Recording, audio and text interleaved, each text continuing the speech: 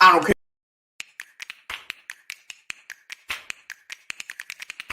I don't care if it's a week, 2, 4, 6, 7, 8. Who do we appreciate? LeBron James.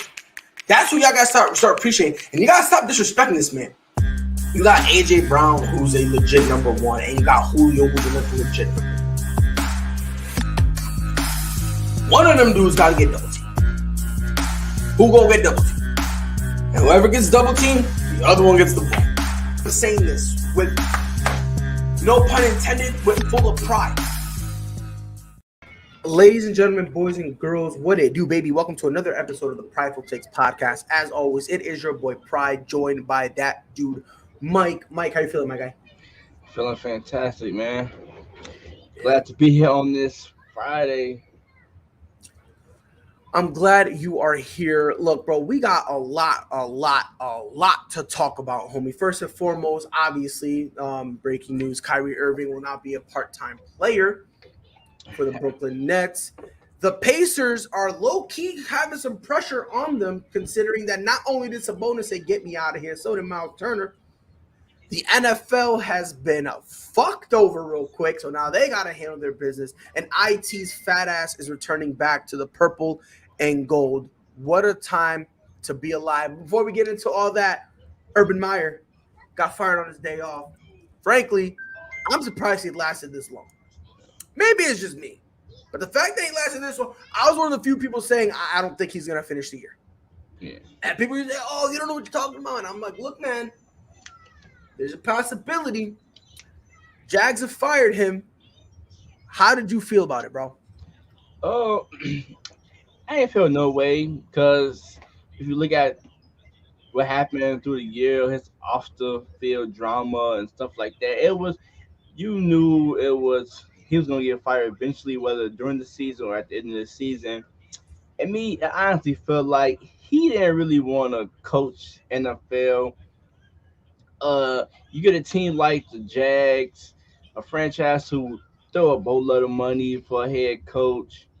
Why not take the job and get yourself fired? And then they still gonna pay him for the next couple of years, disappear for 2 years, return to the college scene. People gonna forget. So I feel like that was probably his plan all along. So I really don't think he really heard about it. But yeah. For me, the problem that I have, look, he shouldn't have been hired. Let's just call it what it is, right? He shouldn't have been hired, right? Like, from the beginning when he got hired, and one of the worst steps he did, he hired someone. I can't remember if it was one of his offensive coordinators or something like that. He hired someone with sexual assault. Yeah. That whole thing. And then he defended it, right? When that happened, I was like, if this is not a red flag, I don't know what is. Yeah. Like, if this is not a red flag, if this does not show you, we should probably relax. I don't know what to tell you. Then on top of that, he just consistently. The only consistent thing about Urban Meyer was the fact that he was dog shit on the NFL level. Great on the college level. Look, won 2 championships at Florida, 1 in Ohio State. I think the Ohio State one was in 2014. So he's great on that level. But here's something people really need to understand. Newsflash, just because you're good at college doesn't mean you'll translate like that to the NFL. Nick Saban is one of, if not the greatest college head coach ever. Go ask him how he felt going into the NFL. It didn't work for him. That's why he went back to college, right? But Urban Meyer, to me, they gave him a list of rules and said, don't do this. And he then proceeded to literally break every single rule possible. The man, he let his team fly home, and he stayed behind. And that's where the issue came with him kind of touching all that stuff, right? Like, all that stuff happened. And then you lose the locker room. Then when you lose it, you make no effort to get it back. None whatsoever. You're like, yeah, they're mad. Whatever. It is what it is. Like, okay, you're an idiot. Like, I don't know what you're doing. Then on top of that, excuse me, on top of that, if we're gonna start stacking things on top, like you say there's a young safety. He goes, it sucks he doesn't get time, but I don't want to sacrifice winning to put a kid in there who doesn't have enough burn. I'm like, so you're an idiot, because if you thought you alone was gonna single-handedly turn this franchise around, you're out of your mind. Like, I don't know who told this man he was gonna turn this franchise around solo dolo, but whoever told him that needs to get arrested. Like, that's ridiculous to me. And then you kick Josh Lambo, the kicker, who stretch you say don't miss any kicks, and you kick him. Like, I genuinely, wholeheartedly, it got to the point he was desperately trying to get fired. Yeah. I believe that. I believe he was trying to get fired. Because there's no way. I think in his mind he knew, look, I'm done anyway. It is what it is. Let me just get fired. Go hide for a little bit, for like a year or two. Go back to the college. And that's it. Because I think he'll go pop back up in the college scene. I think somebody will pay him probably more than what the Jags pay him for him to coach, their team, because he get guys, he can recruit guys, so it's like right. So for me, it's ridiculous. It's not that I'm surprised that he only lasted. See, I'm surprised it lasted this long. Yeah, I mean, when he first got the job, it was kind of fishy to me because you taking the Jags. Not really a good franchise. Okay, you got the number one pick, Trevor Lawrence, but a lot of people didn't really think he was the best quarterback in the draft. And you're going into this, losing a lot. So I think he knew what he was doing. I'm gonna get this money, get myself fired, and then take me a little 2-year break and go back to the college scene with even more money, like. Right, and here's the sad part about it. We're not really sad because this job right here, and the sad part about it is the Jaguars aren't really that bad. Right. It's just more along the lines of you let a guy who's frankly shouldn't have been coaching you. You let him coach out for this long. What do you expect? Yeah, they went for try to go for the bigger name coach. Think about it, bro. They let Eric Bieniemy slide for Urban Meyer. Yeah. Like, what are we doing here? Like, what are you doing? And it's been shown time and time again that 80% of these college coaches really don't work out in the NFL. No, they don't.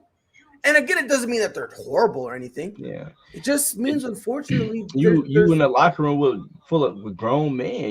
You can't. It's the same way you gotta coach grown men from coaching college kids. It's gonna be just, and obviously, there are a few names already out there in terms of replacing him. And when I say him, I mean Urban Meyer. Brian Leftwich, he's the name out there. Josh McDaniels, Pedersen. Doug Peterson, there it is. I don't want to keep going on Pedersen. Doug Peterson, he used to coach Philly. His name is in there. So you have a lot of names out there that, would be very interesting to see. Look, I said I genuinely believe this. The next coach they need doesn't have to be a great coach. Yeah. Doesn't have to be. All you need is someone to rebuild the trust between the players and the locker room, or the locker room and the coaching staff. Yeah. That's it. And to develop Trevor Lawrence. Supposedly, Urban Meyer said to all the assistant coaches, "You guys are all dog shit." Suppose that was his final words leaving. Now, whether or not it's true, I don't know, but I'll be honest with you. I low-key believe it. Based on everything, based on everything he's shown us, I 110% believe it. Isaiah Thomas is returning to the purple and gold. He was in the G League. He put up like 40-something points in Denver's G League affiliate. Almost got a triple-double. Lakers had to put Russell Westbrook on the COVID list, and immediately after, they signed IT to a 10-day contract. Mike, $1 million question. Is it possible for IT to take Russell Westbrook's spot in the LA rotation? Oh, well, I think reports came in that Westbrook will play. He not gonna be out on with COVID. So I just seen that on my news feed. And as far as the IT to Lakers signing, it didn't work the first time in Cleveland. I believe him and LeBron played together. And I know IT want to show the league that he can play, but you cannot go into one of the most dysfunctional situation and expect good things. Like the Lakers don't got their shit together. So you trying to show your craft, your skills in an already dysfunctional system is just not it's just not gonna work. And we've seen LeBron and Isaiah Thomas didn't work in Cleveland. So I don't think it'll work in LA.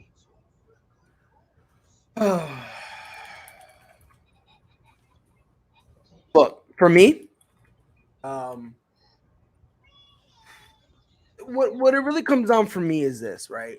Um, and maybe it's just me, but I wholeheartedly believe right now, in terms of his reputation in LA, I believe right now he's at an impasse. And when I say he, I mean Russell Westbrook. I believe right now, and again, maybe I'm crazy, Mike. I'm gonna let you respond to my thing after this because maybe I am bugging. But I believe right now, this is a very important, pivotal part of Russell Westbrook's tenure with the Lakers. They're gonna bring in IT. Probably gonna give him minutes, see how he meshes with the starting rotation. IT probably won't start, but they'll probably give him some minutes with Braun out there and AD to see how he is. If it works out, the people who had the conversation of saying, yo, we should probably trade Russell Westbrook are going to say, see, we got Isaiah Thomas in here and look how it's working. You know what I mean? So I believe this right now will determine if Russell Westbrook gets traded or not. I If mean, it go ahead. if IT just gonna be a catch and shoot guy, of course it's gonna work. But if he trying to do more than that, and that's why I think his tenure going in. I think Isaiah Thomas just needs to be a catch and shoot, stand on the corner, LeBron James run point guard, and make get your buckets, catch and shoot. Now once LeBron James go to the bench, go do you go get a bucket. And that's the stat. Like the thing is with IT is he's it's gonna be this weird part for him because he's probably not even gonna be the sixth man because that's Melo's spot. Yeah. So at best, he probably will come seventh because if I'm mistaken, THT is out, Hmm. so he won't be available. Austin Reeves would be available, so I don't know if who's gonna go there. Um, The if new I'm not Tyler Hero. mistaken, I believe Malik Monk. I believe he's out. Hmm. I believe he flew with the team, but in the end, they didn't. He's not And available at all. Kendrick So Nunn really hasn't been playing either. no, So no, bro, he hasn't played all year, and they just put him on the COVID list. yeah. And here's the thing when it comes to the Lakers, people always say, we're not healthy, we're not healthy, we're not healthy. And my thing is, look, the people for you who aren't healthy, let's call it what it is.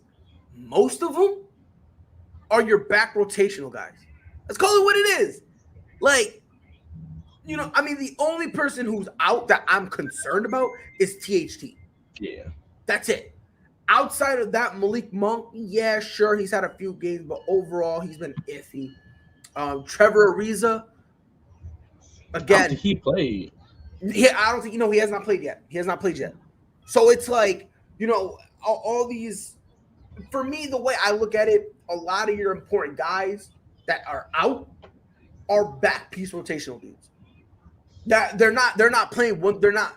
I mean, maybe Trevor Ariza might get some starts if things go south, maybe. But for the most part, most of your guys you're missing are like they're not your 1 through 6. Yeah. You got your starting five and Melo off the bench. Then That's now it. everyone who's injured is fighting for that seventh spot. Yeah. So it's like, are they really gonna make that big of a Like difference? they'll play 2 games and then they'll be out the next two. There's no consistency between the rest of the guys. Right. And no, and you got it. And here's kind of where me personally, um, but I kind of look at them in a different way, so to speak. Um, One of the guys that they brought in, um, Very important guy. Rajon Rondo. I forgot he was with the Bro, he hasn't played in the last 10 games. Their win against the Mavericks, he didn't play. Their win against the Magic, didn't play. The game against the Thunder, Grizzlies, Celtics on December 7th, December 3rd, the Clippers, November 30th, I lied. Of all those games, he played one against the Kings.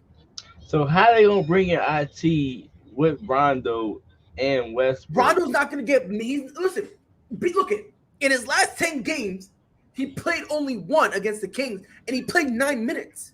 You know what I mean? So it's like, you know what I mean? So again, IT is going to cut into somebody's minutes, obviously. Yeah.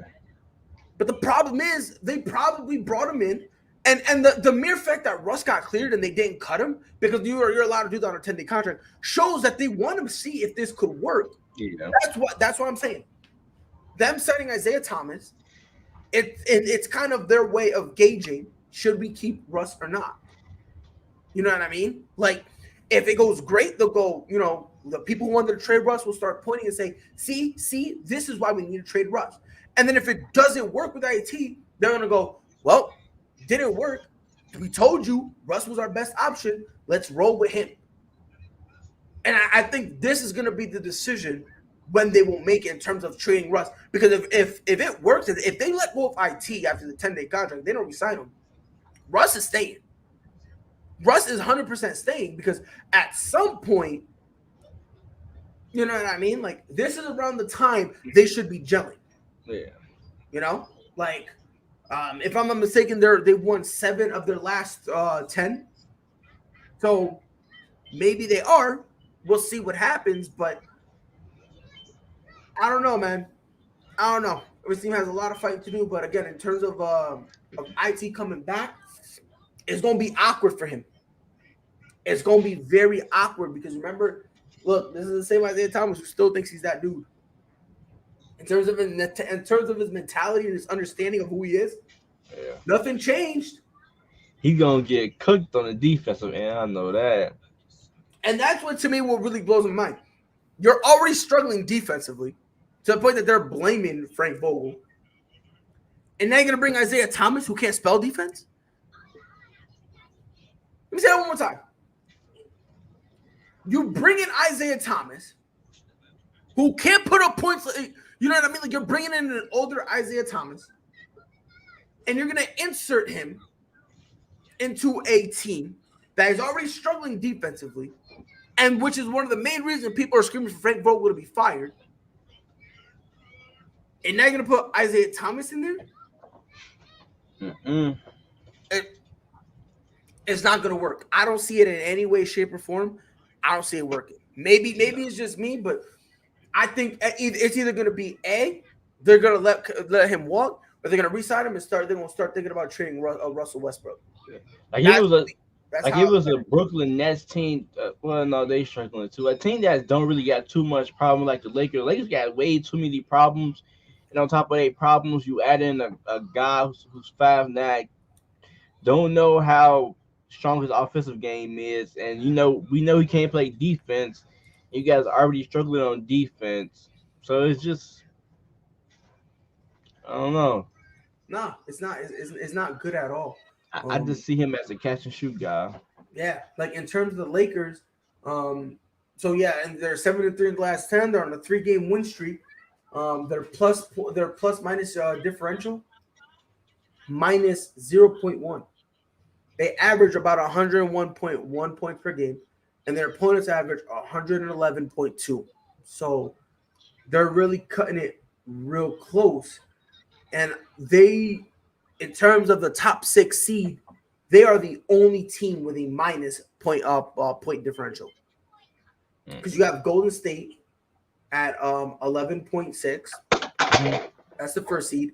Second seed, Phoenix Suns, plus 6.5. Utah Jazz third, 11.5. Memphis Grizzlies plus 2.1. Then the Clippers at the 5th seed, plus 1.2. Then starting from the Lakers going down, everybody has a negative plus minus differential. So it's going to be interesting to see how that's going to be affected. I'm curious to see what kind of what minutes Isaiah Thomas gets, who they pair him up with. Yeah, Because if they pair him up with AD and Bron, you know they're trying to experiment and see if he can replace Russ. That's what they're going to try to do. Now, if they don't, then he's obviously just there to hold it down, be a body until some other guys, like your Malik Monks and your Kendrick Nuns and all of them could be out. Because Kendrick Nunn, not for nothing, he would not be in the protocol if he was not about to be activated. Yeah. So the fact that they put him in that protocol shows me he must have been at least close within the next week was going to be playing. Yeah, I can see IT playing more with LeBron and AD because you think you would say IT a better shooter than Westbrook, right?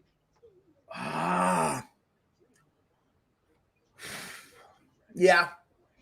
So yeah, of course. So you ain't got to worry about IT running the point. You just worry about him trying to catch in the corner, get a jump shot. So he do that, and you probably can trust him knock down the shot more than you do Westbrook. So I can see them running with IT more, and he probably was the best option at point guard right now. So why not take a fly on IT and see if it worked? Yeah, he really is in terms of non-trading. In terms of non-trading, he is. And again, it'll be very interesting to see where the Lakers really do go from here. Because again, they are six. They're 16 and 13. The Mavericks are about 2 games behind them. And right now, the Lakers are out of the play-in because they're at the 6th seed. If they hit a rough patch, you got Dallas, Denver right behind them. Maybe they can come in and take it. I've spoken with a lot of Lakers fans, and they say that the Lakers, and this is true to an extent, they don't really care about their regular season. They just want to be 1 through 6 as long as they're not in the play-in. That's all they care about. And I'm like, we've seen that last year. They were 17. They got bounced out. And again, I don't like to make excuses. They were injured, but they still had the opportunity. But I was in the belief that I thought the Lakers were gonna handle the Suns. After watching that series, I think the Phoenix Suns still would have beaten a healthy Lakers team. I just think it probably would have taken 7. But in terms of the Suns, just the way they were playing and they were clicking, I like it. Yeah, right now I don't see them being none of the top 4 teams in the West. So not with their roster. What about Memphis? You can't see the Lakers beating Memphis in 7 games. Okay, they might can beat Memphis. Still a young team. Matter of fact, okay. I'm gonna give you all the teams. I'm gonna give you all the teams right now, and I want you to let me know in a 7-game series can the Lakers beat them? And I'm gonna be nice with the Lakers, and I'm gonna say healthy. The Lakers are healthy as is right now. No, healthy. No, I'm saying the same team right now that's healthy. Healthy. I want a healthy Lakers team versus the teams I named as they are. So the Lakers are going to get the benefit of the doubt in terms of health, right? The Golden State Warriors. No, I say they lose in 5. Yeah, I say 5, maybe 6. Okay, Phoenix Suns. They're losing to me. 5. They're losing at 5. Utah Jazz. I go to game 7. It'll come down to Rudy Gobert. If somebody can help out Donovan Mitchell, they can beat the Lakers. But right now, I'm going 7. I'm going with the Lakers. I got Jazz in 7. Oh, you do? I got Jazz in 7. I didn't want to feel bad. I feel dumb, so I'm changing. I'm going with the Jazz too. I mean, look. I like Donovan Mitchell, and I do understand what you're saying, but I think they have enough around him where they can kind of score by committee or whatever. Now, obviously, Jazz aren't going to win it all, but in terms of the Lakers, I got them. The Memphis Grizzlies. I'm probably get killed in the conversation. I'm going with the Jazz, but the Grizzlies, I'm going with the Lakers. The Grizzlies still young, but I'm going 7 though. Because John Morant is that dude. I say 6. 6. I say 6, and I'm with you. I give it to the Lakers. The Clippers. Lakers. What? Clippers healthy or just as is right now? As they are right now. Yeah, Lakers. Lakers. Okay. Clippers. Yeah, okay. So Dallas Mavericks. The Lakers. Dallas Mavericks is a shit show. Okay, and the Denver Nuggets. Lakers, because they don't got Murray or Porter Jr., so I'm going with the Lakers. So, based on who we think would come up the West, the Lakers have the fourth best odds because we don't think they're beating the Warriors, we don't think they're beating the Suns, and we don't think they're beating the Jazz. Yeah. So at best they're fourth, right? Mm-hmm. As presently constructed, right now they would play the Clippers if the playoffs started today, right? Because there'll be 1 versus 8, 2 versus 7. No, 3 versus 6. Yeah. They would play they the put the Utah Jazz. Yeah. They're losing in 7. In the first round?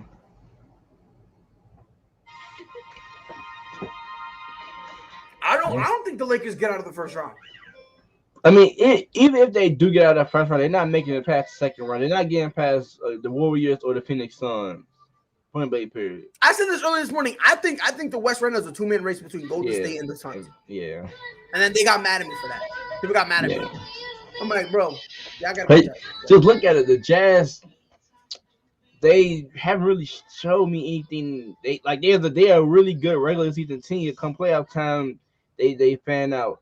The Grizzlies, Ja Morant, they got a nice squad, but they still young. Clippers, no Kawhi Leonard, just Paul George. A couple decent pieces. The Mavericks, a shit show. The Denver Nuggets is too many injuries. Timberwolves, Kings, like, yeah, it'll be interesting. Like it's no really competition out west. Not really. If we're gonna be honest, and not to say that the West is weak, but I just think right now the 2 top teams in the West are like head and shoulders above everybody else. They both I wholeheartedly believe the Western Conference Finals is going to be the Suns versus Golden State. That's going to be the Western Conference Finals. So it's going to be a shootout. It's going to be a hell of a game. Probably no defense being played. We'll see. We will see. So Brooklyn has officially began to panic. They are allowing Kyrie Irving to be a part-time player. So basically, when he's playing, he can play road games, in areas where they don't have the vaccine mandate. They're doing this so that way, when James Harden comes back, there's less of a load on him and Kevin Durant, because now they're having to have to rest Kevin Durant. Mike, that's letting Kyrie Irving play. Is that a good idea? No, because a part-time player means you're only playing a home game. That your chemistry, it's messing up your chemistry because what if you got a home game, away game, home game? So it's like he in and out of the lineup. It's just like it's stupid to me. Like, or say you go on a road trip, they come back for a home stretch. Now he's out 4 games. So I don't know. For me, this is kind of how it is for me. Once you start this, you're opening up Pandora's box. Mm-hmm. Not everybody who's not vaccinated gonna wanna. Not only that, here's the $1 million question: what the fuck makes Kyrie Irving so special? Why is it that everyone has to either get the vaccine or miss time, and Kyrie Irving is allowed to do this? Like Andrew Wiggins said, this is for religious reasons. And the league was like, look, bro, vaccine mandate, they don't give a shit. So throwing it out there. If you don't play, you don't get paid. They made him back. So why is Kyrie Irving so special? I've never understood that. And I've asked it. And when I asked, they go, oh, you're just a hater. And I'm like, that's just pure laziness. Yeah, it's not being a hater. It's like, if everyone has to take it, what makes Kyrie Irving so special? Like a huge chunk of the league who had their reasons for not wanting to get the vaccine, who sucked it up and got it for the league, and you got this one guy who like, I don't want that. I don't care if I play. Now all of a sudden you bring him back. It's like a slap in the face to everybody who got the vaccine, who really had a serious reason for not getting the vaccine, and then you bring him back just to play role games, Look, all for some ratings. this right here is completely, completely hilarious, right? And it's like basically So, you gave all that stuff he did said you basically gave him the way. That's what he wanted. You gave him his way. okay, I just want to say something right here, and I wholeheartedly believe this. And this is a tweet from Keith Smith, who's an NBA. He's an NBA reporter. Um, this is what he said. The logic behind bringing in an unvaccinated player to help your roster concerns because too many of your vaccinated players can't play due to a COVID outbreak without your team is some galaxy brain stuff. The mere fact, and by the way, let me just say this one time because the problem is people nowadays are stupid, right? And they don't know what a vaccine is. That's just kind of the fact, right? So the thing with a vaccine has two purposes. Two purposes. Purpose number one, help reduce your chances of getting whatever you're getting vaccinated for. That's one. Two, if you were to still get it, how? Like, if you were to still get it, it's also for you to make sure that your symptoms are less. How the fuck, if condoms literally wrap the male genitalia and they say it's only 99.9% effective? Let me ask you a question. And Mike, if you see anything, let me know. What in what world is anything 100%? Not 100%.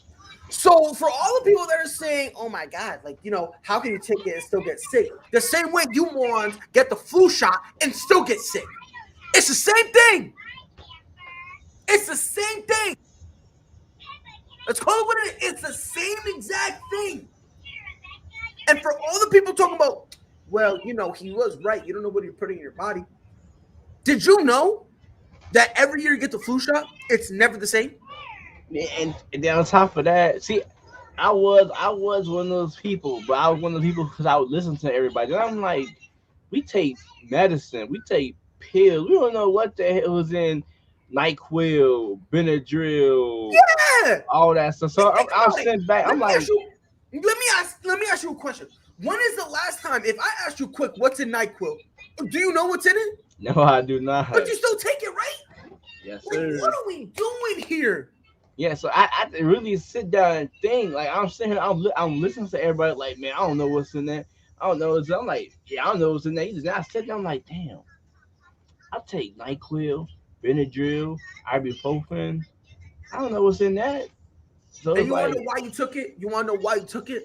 Because when you were sick, what did mama give me? Nyquil. yeah, When I had a headache, what did mama give me? Ibuprofen. yes, If I had sir. body aches, what mama give me? Tylenol or Advil. Like what? Like what are we doing, bro? Like the fact that Kyrie, and this is the thing, and I asked this question and I don't get an answer. What makes Kyrie Irving so special? What makes him special? What makes him this guy that we got to create new rules for? I don't Again, know. if they made Kevin Durant get vaccinated, right? Kyrie, Giannis Antetokounmpo, LeBron James, Anthony Davis. Those are just four players I named that are light years ahead of him, that are better than Kyrie on any given night. Yeah, and especially those poor guys move the league. Like, I have not missed anything since. I'm not saying I don't like Kyrie Irving, but it's like when I watched the next game, I forgot Kyrie Irving was even out. Like, And you would not say that. You would not say that about Kevin Durant. I yeah, promise. I don't even know if you would even say that about James Harden. I don't even know if yeah, you would even say I that would about James Harden. I would think. I would throw James Harden in the same category with LeBron, and now I feel like he's a huge No, part. I'm not talking. I'm not. And just real quick, I just want to clarify. I don't mean in terms of talent. Like, well, yeah, I mean in terms of talent, but my thing is when I mentioned James Harden, he's not the best player on that team, right? We can agree it's Kevin Durant, right? Yeah, Here's my thing with that. James Harden isn't the best player on that team, and if he's out, we still notice. Like me personally, again, I have nothing against Kyrie Irving. I don't know him as a person. I don't. like I said, he's a good player, but just Yeah, but what makes him special? just not a good look. Just Yeah, no it's situation is not dumb a to good let look. him do it. And then here's my question: why wouldn't y'all let Andrew Wiggins do that? Yeah, I'm asking. Why did you force? Why did y'all in essence kind of low key put them in a position where everyone on Brooklyn and on the Nets had to get the vaccine? yeah, Then all of a sudden Kyrie Irving goes, "No, I don't want it," and now they let him play. And this is the wild part about it. If the Chicago Bulls went out and got someone who was unvaccinated, they're still shutting down their season. But they're gonna save the Brooklyn Nets season? Are you shitting me? Like, come on now. Like, what are we doing? At some point, someone needs to say, Kyrie, like, you're on some dumb shit. yeah. Let's just call it what it is. Cause there's a lot of people who really got really reason why they don't, they want to get the vaccine. And for a guy who, his whole team vaccinated and just to come back. If I'm his teammate and I had reasons, I'm looking at Kyrie different. Like, bro, LaMarcus Aldridge is on that team. He had to retire because he had a medical condition. What are we doing here? What are we doing here? and then at that unvaccinated, that still can put the whole team at risk. Like, come on, son. Like, come on, bro. Like, come on. And this is And just to throw this out, this is not a Kyrie Irving jersey. This is a Kevin Durant. Anybody say anything? Look, all I'm saying, man, at some point, and I'm not even trying to be rude. I'm really not. But again, I'm asking a question, and I've never gotten the answer. What makes Kyrie Irving so special? Yeah, because it's bogus because the NBA did all this stuff, and now you're going back on your word. Exactly. Who did all this for what? Yeah. For what? Like, at some point, honestly, bro, at some point, people got to make their minds up, bro. 110%. You got to make your minds up, bro. Like if I'm on that team, I'm saying Kyrie down like, bro, you really gonna play just away games? If I'm the Marcus Aldridge, he like 37. Like, bro, you really gonna play away games, and we really need you. I'm trying to win a championship. Like, I send them like, bro, just go ahead and get vaccinated, so we can win this championship, and I can go ahead and retire. If I'm KD, look, bro, I'm trying to win a championship, and I need you. Like, and my thing is, these same people, like, let's be honest, the same people who question Ben Simmons want to play the game, support Kyrie Irving doing this shit, man. And it's like, and here's my question.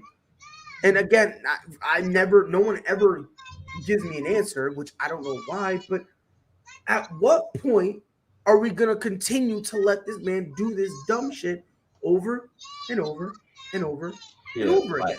Like Ben Simmons want to play. He just don't want to play it for Philly. Yeah.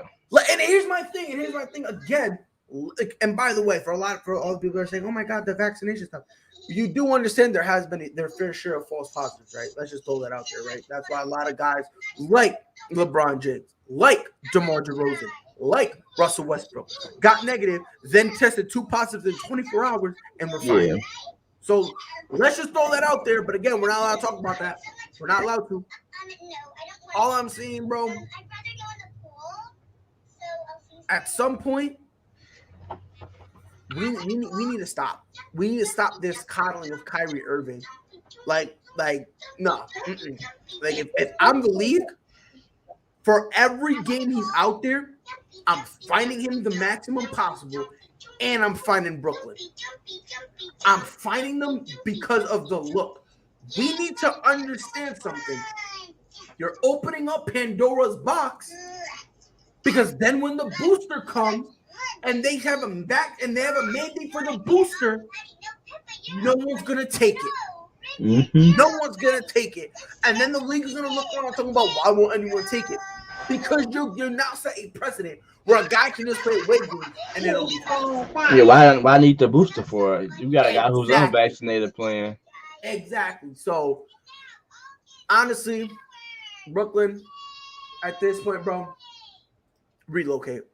Go to Canada. That way we don't have to waste our time with you, bro. Yeah, just the whole Brooklyn can go. Just give us Kevin Durant. Go. Send him to London. Fuck him. Just keep Kevin Durant.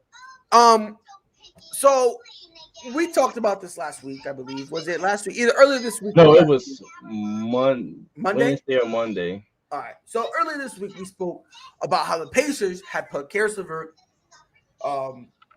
Demontis Sabonis, and Miles Turner on trade block and said, "Hey, if anyone wants them, they're available." Miles Turner said, "You know what, bro? I'm worth something. I'm good at the game, and I'm not a glorified role player." A couple days, like about a week after that, no, less than a week after that, a couple days after that, Sabonis was like, "All right, bet y'all don't want me. Get me the fuck out of here." And it is what it is. With two of those guys now kind of coming out and saying, "Get me out of here," does it put more pressure on Indiana to trade not only Sabonis but also Miles Turner?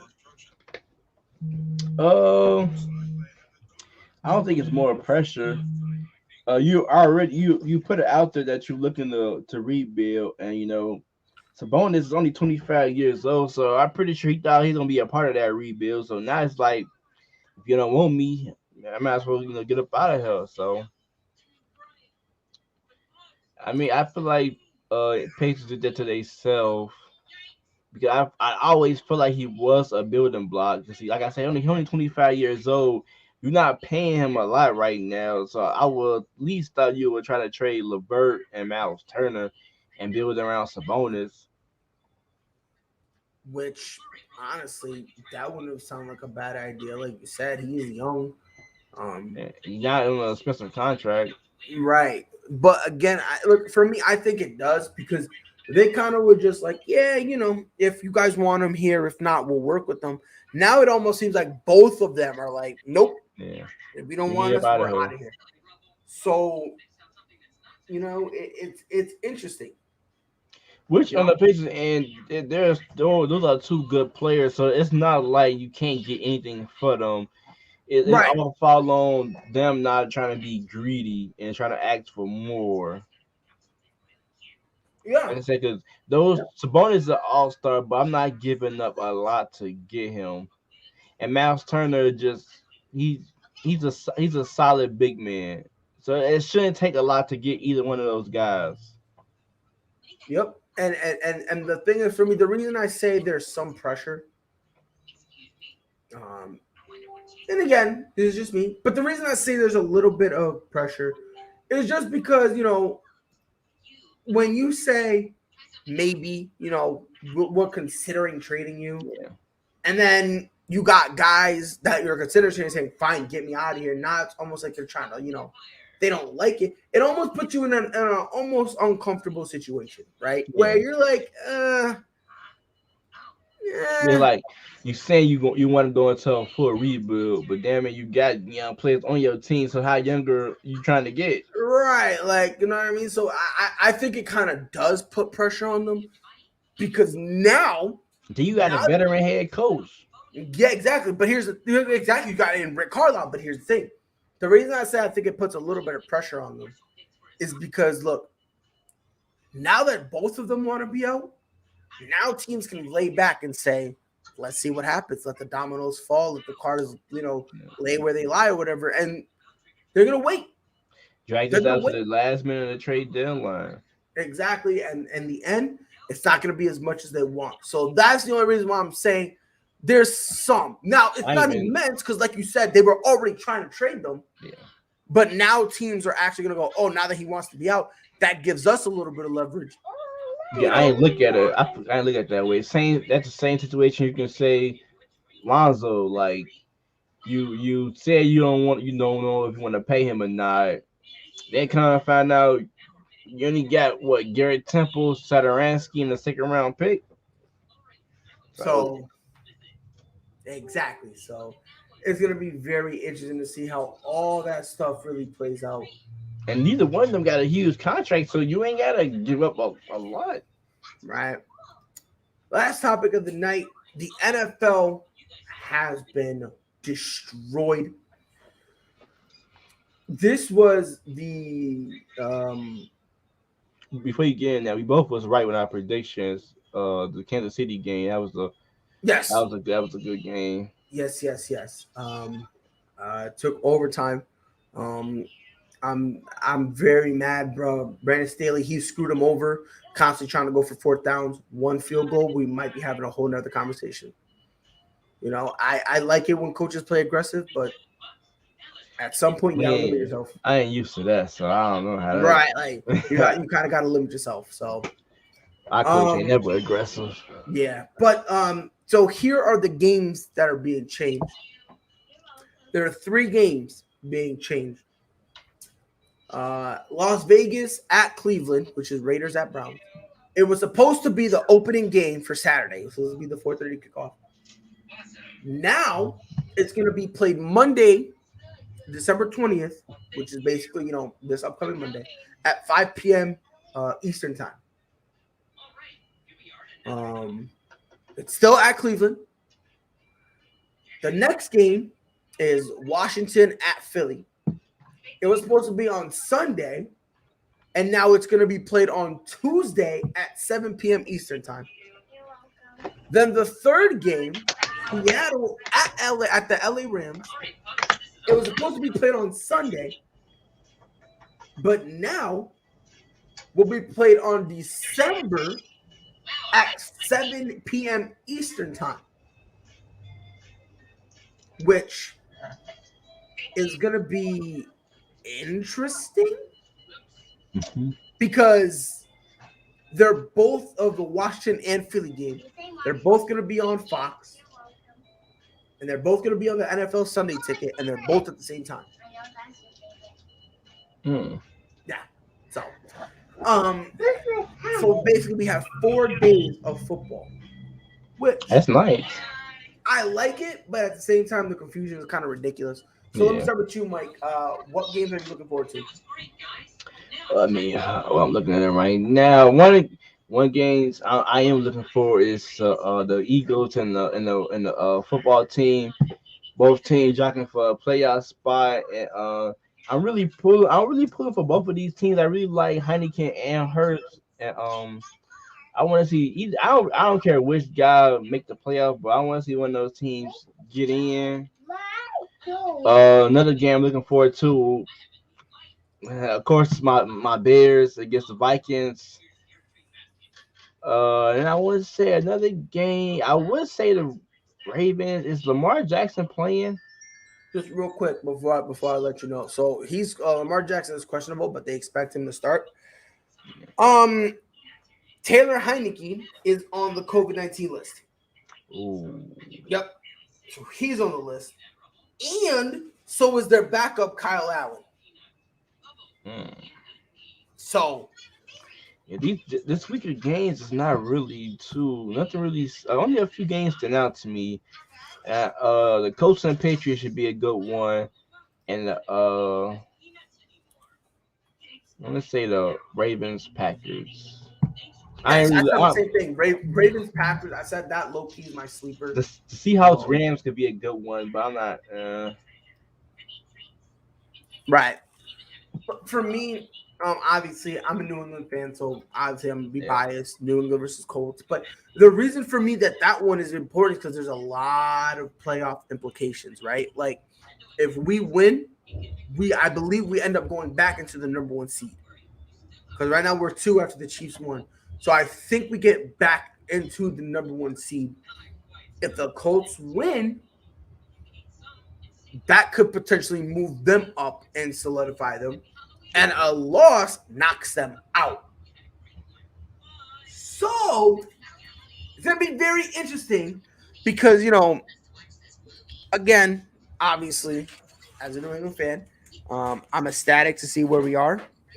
But especially with all the stuff the Colts have been going through, now they're getting healthier. They're now playing their best football of the year, and everything is coming together for them to make a late season push. Mm-hmm. Another game, I'm intrigued to see what happens. And again, maybe it's just me, but Browns and Raiders. Now, the reason I'm saying Browns and Raiders is from the Browns' point of view. My bad, I had to check my phone. But the reason I'm saying the Browns' point of view is because if the Browns win, Colts lose, Browns are in the playoffs. Yeah. Because they'll be 8-6, the Colts will be 7-7, and that can knock them out. And if they win without Baker Mayfield, it could cause a lot. So I think Baker's on the Cobras. Yep. Yeah, and it'll be interesting. So for me, that's one. I mean, another one that's also to me a sleeper: Cincinnati Bengals and Broncos. And again, it's two teams fighting for playoff position. They're both 7-6. Listen, this playoff, especially in the AFC, can get flipped on its head. Literally off of what this week. So that's why I'm kind of interested in a lot of these matchups, because a lot of them have legitimate playoff implications. Yeah. You know what I mean? And Go ahead. a lot of teams getting healthy too, because two teams I really think can upset somebody is the Colts and the 49ers. I think the 49ers getting healthy too. Those two teams can really knock out the team in the playoffs. Oh yeah, 100%. Look, like I said, man, this is craziness. If the Eagles beat Washington, they potentially can get in the playoffs. You know what I mean? Not only is it an interdivisional, but they're both 6-7. Washington has the last seed. And same thing if the Vikings beat the Bears, they'll be 7-7. So it's the Atlanta Falcons who play the 49ers. If they win, the Falcons still win it. That's what I'm saying. If the Falcons win, there will be a few teams going 7-7. It's literally, so that's why, to me personally, this week is very, very pivotal. Because look, I'm gonna say this right now, bro. If the Vikings win against the Bears, they'll be 7-7, right? Let's say the Eagles beat Washington, right? They'll be 7-7. Okay. Atlanta beats Niners, they'll be 7-7. And then if Atlanta beats the Niners with that Niners loss, they'll also be 7-7. Yeah. So now that's at least 4 teams 7-7. Or if the Saints upset the Buccaneers. And that's another thing. If they upset the Buccaneers, the Cardinals move right back on up. This is why this year it's high key crazy, because no one is clinched yet. If I'm not, you know what I mean, nobody's clinched, so it's gonna be interesting.